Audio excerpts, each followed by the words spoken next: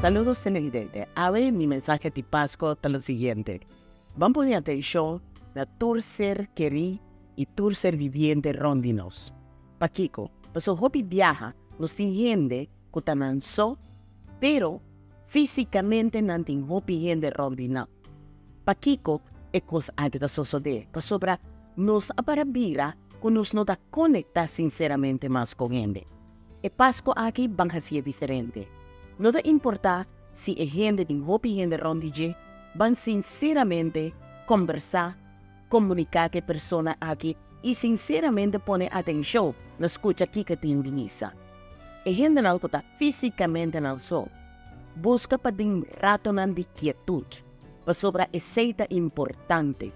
A nos mester ta quieto para ti, a nos mester por sinti dicha, ando e dicha también di pa ding by pa fo. E Pascua aquí va a hacer una diferencia de vida de una persona. No necesariamente los familiares. Va y fo, check, kiko ta en necesidad na, y dona algo vivo. No va solamente y compra un regalo just para comprar.